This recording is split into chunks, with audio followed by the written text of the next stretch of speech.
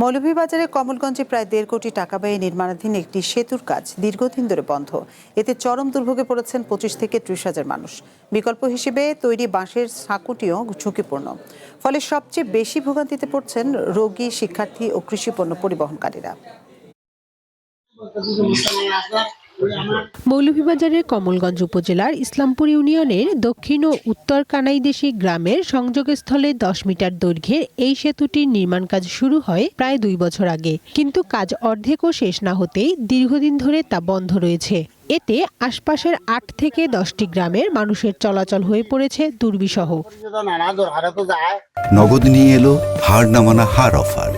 সর্বনিম্ন ১০,০০০ টাকা রেমিটেন্স নগদে পাঠালে থাকছে স্বর্ণের হার জেতার সুযোগ।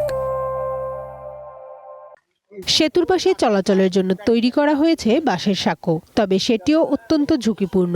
স্থানীয়দের অভিযোগ, সাঁকো থেকে পড়ে স্কুলগামী শিক্ষার্থী ও বয়স্ক মানুষ আহত হওয়ার ঘটনাও ঘটেছে। যাতায়াতের লাই খুব অসুবিধা।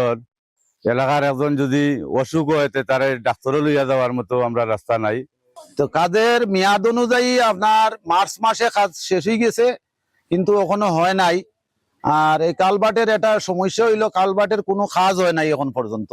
১০-১২টা স্কুল আছে, প্রাইমারি স্কুল, হাই স্কুল, ছাত্র আঠি যাইতে পারে না। বন্যা আইলে পানি উঠিয়ে যায়, ভাই আমরা বাড়ি ঘরও বাঁচিয়ে যায়। স্থানীয় ইউপি সদস্যের দাবি, ২ বছর আগে কাজ শুরু হলেও এখন পর্যন্ত সেতুর নির্মাণ কাজ অর্ধেকও শেষ হয়নি। এতে ক্ষোভ বাড়ছে এলাকাবাসীর মধ্যে। বিভিন্ন গ্রাম এই রাস্তা দিয়ে যাতায়াত করে এবং আদমপুর পর্যন্ত এই রুট গিয়া বার হইছে। মানুষের অনেক কষ্ট দুঃখ, মানে আশ্চর্য না, মানুষে আমারে অনেক গালাগালি করে। আর কতদিন লাগবো এই ব্রিজটা হওয়ার জন্য? ইসলামপুর ইউনিয়ন পরিষদের প্রশাসক জানান, বিষয়টি নিয়ে একাধিকবার উপজেলা নির্বাহী কর্মকর্তা ও উপজেলা প্রকৌশলীকে অবহিত করা হয়েছে। উপজেলা নির্বাহী কর্মকর্তা স্যার, ওনার সাথে আমি বিষয়টা উপস্থাপন করি এবং উপজেলার যে এলজিএডি ডিপার্টমেন্ট আছে ওইখানে আমি যোগাযোগ করার পরে ওনারা আমাকে এই বিষয়ে আশ্বস্ত করেছেন যে ওনারা খুব শীঘ্রই একটা ত্বরিত ব্যবস্থা নেবেন। তবে উপজেলা প্রকৌশলীর দাবি, বন্যা ও প্রাকৃতিক দুর্যোগের কারণে নির্মাণ কাজ বন্ধ রয়েছে। পানি কমে গেলে দ্রুত কাজ শুরু করা হবে। বৃষ্টির কাজটি চলমান, আপনারা দেখেছেন প্রায় 60% অগ্রগতি হয়েছে। এখন তো বৃষ্টি চলে আসার কারণে কাজ এখন বন্ধ আছে।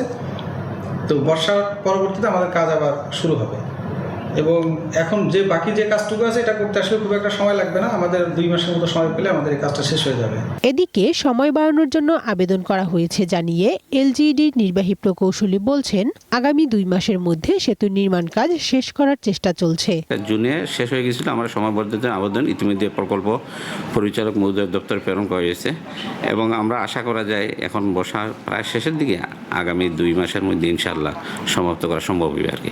দীর্ঘদিনের দুর্ভোগ থেকে মুক্তি পেতে এখন দ্রুত সেতু নির্মাণ কাজ শেষ করার অপেক্ষায় স্থানীয়রা।